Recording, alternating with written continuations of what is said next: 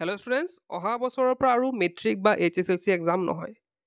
কথাষাৰ ঘোষণা কৰা হৈছে আমাৰ শিক্ষামন্ত্ৰী ৰণোজ পেগুৰ দ্বাৰা আৰু সেই কথাখিনি প্ৰকাশ পাইছে এটা নিউজ আৰ্টিকেলত তো আৰ্টিকেলত বিভিন্ন কথা আছে তাৰে আমি কিছুমান প্ৰশ্ন উত্তৰো পাম যেনে যদি HSLC নহয় তেন্তে কি হ'ব অহা বছৰ বা আমাৰ যি আনন্দৰাম বৰুৱা এৱাৰ্ডটো আছে যোনটো ক্লাছ 10 পাছ কৰিলে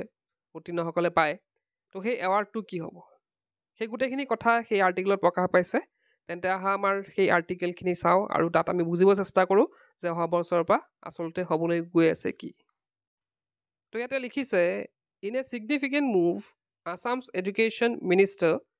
Ranuj Pegu declared the discontinuation of the traditional matriculation examination in the state. তো ইয়াতে কি কৈছে এটা ডাঙৰ মুভ কৰা হৈছে এটা পৰিৱৰ্তন আনিবলৈ গৈ আছে অসমৰ এডুকেশ্যন মিনিষ্টাৰে ৰণোজ পেগুৱে তেওঁ সেইটো ডিক্লেয়াৰ কৰিছে যে তেওঁ যোনটো আমাৰ ট্ৰেডিশ্যনেল মেট্ৰিক এক্সাম হৈ আছে যোনবিলাক আমাৰ ক্লাছ 10ৰ যোনটো মেট্ৰিক এক্সাম বুলি কওঁ সেই এক্সামটো তেওঁলোকে আৰু কণ্টিনিউ নকৰে ডিছকণ্টিনিউ মানে আৰু তেওঁলোকে কণ্টিনিউ নকৰে সেইটো ইন দ্য ষ্টেট মানে আমাৰ অসমত Pegu revealed that henceforth class 10 examinations would adopt a model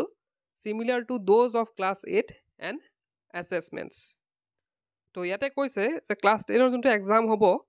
সেইটো ক্লাছ 8 আৰু 9ৰ দৰে যিদৰে এছেছমেণ্ট কৰা হয় আমাৰ ক্লাছ 8 9ৰ যিদৰে এক্সাম পতা হয় ঠিক তেনেদৰে আমাৰ ক্লাছ 10ৰো এক্সামটো হ'ব কোনো ধৰণৰ HLCC এক্সাম বা বেলেগ চেণ্টাৰত গৈ পেলাই এক্সাম তেনেকুৱা ছিষ্টেম তাত নাথাকে আৰু তো ক্লাছ 8 9ৰ দৰে হ'ব ইয়াৰ পিছতে লিখিছে under the revamped system students in class 5 class 8 and class 10 will now be eligible to receive the esteemed Anandaram Burua Award recognizing academic excellence. তো ইয়াতে কি কৈছে এতিয়া আনন্দৰাম বৰুৱা কোনে পায় অকল ক্লাছ 10ৰ ছাত্ৰ ছাত্ৰীসকলে পায় কিন্তু নেক্সটৰ পৰা কি হ'ব ক্লাছ 5 ক্লাছ 8 আৰু ক্লাছ 10ৰ ছাত্ৰ ছাত্ৰীসকলেও পাবলৈ সক্ষম হ'ব আৰু সেইটো কাৰ কি বেচিছত দিয়া হ'ব তেওঁলোকৰ যোনটো একাডেমিক এক্সেলেঞ্চ আছে তেওঁলোকৰ যোনটো মানে ক্লাছ 8ত কি পাৰফৰ্ম কৰিলে বা ক্লাছ 5ত কি পাৰফৰ্ম কৰিলে বা ক্লাছ 10ত কি পাৰফৰ্ম কৰিলে সেইটো বেচিছত তেওঁলোকক আনন্দৰাম বৰুৱা এৱাৰ্ড দিয়া হ'ব this decision aligns with the government's broader efforts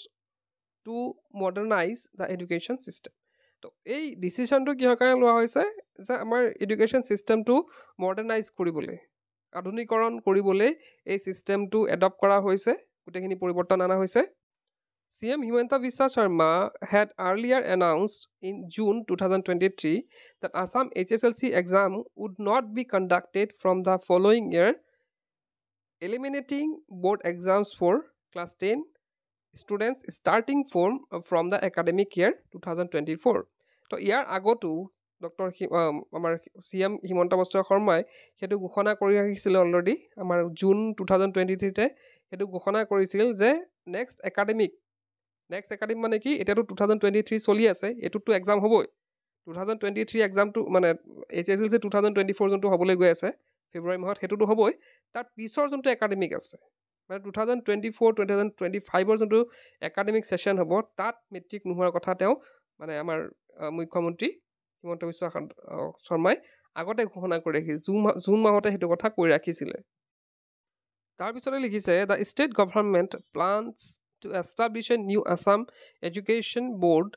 and the State Education Department made this decision under the National Education Policy. তো ষ্টেট গভৰ্ণমেণ্টে এটা প্লেন কি কৰিছে তেওঁলোকে এটা নতুনকৈ আছাম এডুকেশ্যন বোৰ্ড স্থাপন কৰিব য'ত এডুকেশ্যন ডিপাৰ্টমেণ্টৰ যোনখিনি ডিচিশ্যন আছে